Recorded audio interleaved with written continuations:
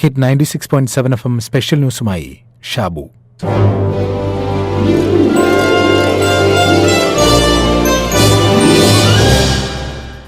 യുഎഇയിൽ താമസിക്കുന്ന ഇന്ത്യൻ സമൂഹത്തോടാണ്, പ്രത്യേകിച്ചും മലയാളികളോട്.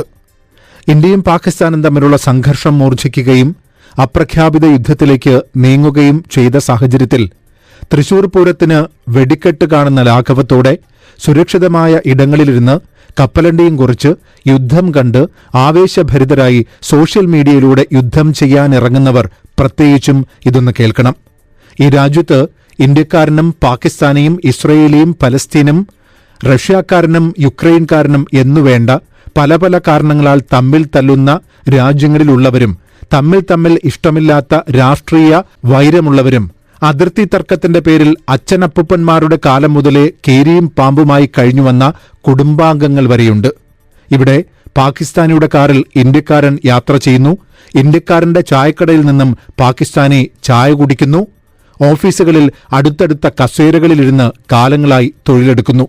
ഇന്നലെ വരെ തോളോട് തോൾ ചേർന്ന് പ്രവർത്തിച്ചവരോട് ഒരു രാത്രി ഇരുട്ടി വെളുക്കുമ്പോൾ ഏറ്റവും വലിയ ശത്രുവാണെന്ന മട്ടിൽ പെരുമാറാൻ തുടങ്ങുകയാണെങ്കിൽ നിങ്ങൾക്ക് മനുഷ്യന്റെ മുഖവും രൂപവും മാത്രമേയുള്ളൂ, മനുഷ്യത്വമില്ല.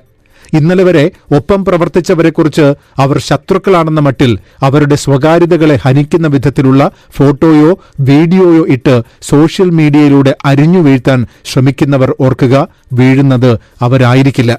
നിങ്ങളിടുന്ന അത്തരം പോസ്റ്റുകൾ യുദ്ധക്കൊതിയന്മാർക്ക് ആവേശം പകരുന്നതാവും. നിങ്ങൾക്ക് മുമ്പൊരിക്കലും കിട്ടാത്ത വിധം ലൈക്കും ഷെയറും കിട്ടുന്നതാവും. പക്ഷേ നിയമത്തിന്റെ നൂലാമാലയിൽ കുടുങ്ങാൻ അത് ധാരാളം മതി എന്നോർക്കുക.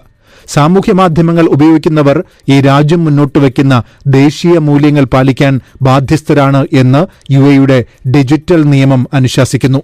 എന്താണ് ഈ രാജ്യത്തിന്റെ ദേശീയ മൂല്യം എന്നറിയാത്തവർക്ക് വേണ്ടി ഈ രാജ്യം പരസ്പര ബഹുമാനത്തിൽ അടിയുറച്ചു വിശ്വസിക്കുന്നു എന്നത് ഒന്നാമത്തേത്. സഹിഷ്ണുത ഉയർത്തിപ്പിടിക്കുന്നു. സഹവർത്തിത്വം ഏറ്റവും വലിയ മൂല്യമായി കാണുന്നു. യുദ്ധാവേശത്തിൽ ഇതൊന്നും മറന്നു പോകരുത്. നിങ്ങളുടെ സോഷ്യൽ മീഡിയയിലൂടെ മറ്റൊരു രാജ്യത്തെ മറ്റൊരു മതത്തിൽപ്പെട്ടയാളെ അവഹേളിക്കുകയോ അസഹിഷ്ണുതാപരമായി പരാമർശിക്കുകയോ ചെയ്താൽ കോടതി വ്യവഹാരങ്ങളിലേക്ക് നീങ്ങേണ്ടി വരുമെന്ന് യുഎഇ നാഷണൽ മീഡിയ ഓഫീസ് പലവട്ടം മുന്നറിയിപ്പ് നൽകിയിട്ടുണ്ട്. ഈ രാജ്യത്ത് കഴിയുന്നവരിൽ കൂടുതലും ഇന്ത്യക്കാരും പാകിസ്ഥാനികളുമാണ്. അതുകൊണ്ടുതന്നെ ഇപ്പോൾ ഈ രണ്ട് രാജ്യങ്ങളും തമ്മിലുണ്ടായിരിക്കുന്ന സംഘർഷം യുഎഇ സൂക്ഷ്മമായി നിരീക്ഷിച്ചുകൊണ്ടിരിക്കുന്നുമുണ്ട്.